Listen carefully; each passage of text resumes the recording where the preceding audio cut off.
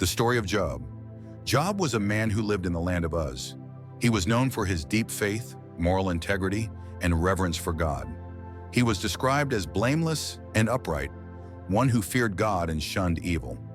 Job was extremely wealthy, possessing thousands of livestock, a large household, and 10 children, 7 sons and 3 daughters. He was considered the greatest man among all the people of the East. One day, a scene unfolds in heaven where the angels present themselves before God, and Satan also appears. God points out Job's righteousness, but Satan challenges Job's integrity, suggesting that Job is only faithful because of the blessings and protection God has given him.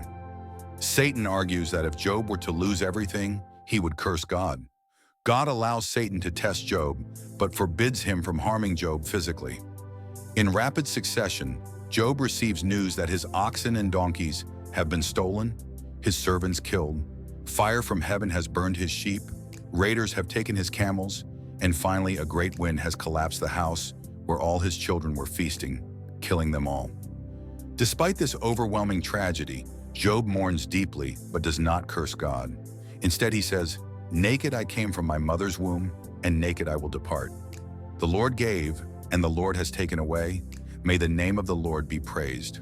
Satan then challenges Job's integrity again, arguing that if Job's health were affected, he would surely curse God.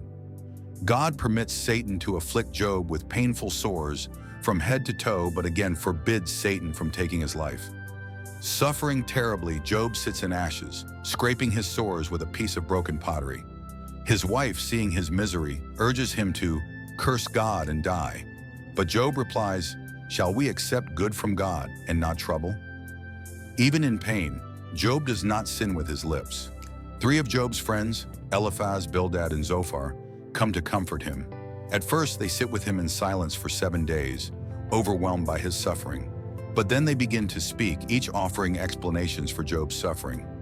Eliphaz suggests Job must have sinned, as suffering is the result of wrongdoing.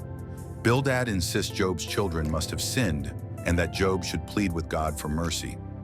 Zophar is even harsher, accusing Job of being wicked and deserving worse. They believe in the traditional retributive justice system. The righteous prosper and the wicked suffer. Job maintains his innocence and begins to question God. He laments his birth, curses the day he was born, and pleads for an explanation. His speeches grow more desperate and emotional as he wrestles with God's justice. He insists that he has lived a righteous life and cannot understand why he is being punished. He accuses his friends of being miserable comforters and declares that God's ways are beyond human understanding. A younger man named Elihu eventually speaks up, criticizing both Job and his 3 friends. He believes that suffering can be a form of discipline from God in a way to teach or purify the righteous.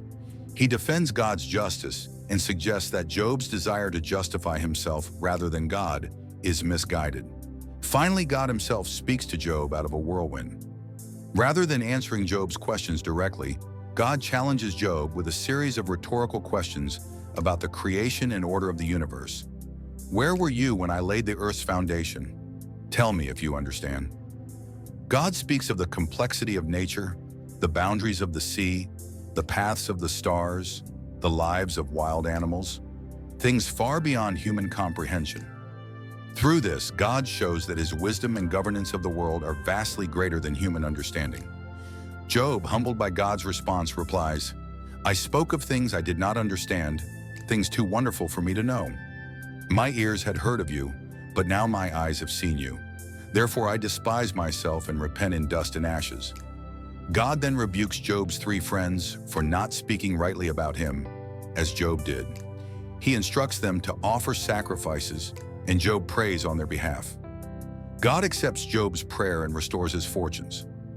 Job's health is renewed, he receives twice as much as he had before, and he is blessed with 10 more children. His daughters are described as the most beautiful in the land. Job lives 140 more years, seeing 4 generations of his descendants. Themes of the story: faith in suffering. Job remains faithful even in unimaginable pain. Human limitation. God's wisdom is beyond human understanding. True piety. Job's relationship with God is not based on reward. Restoration and grace. God restores Job, highlighting both divine justice and mercy.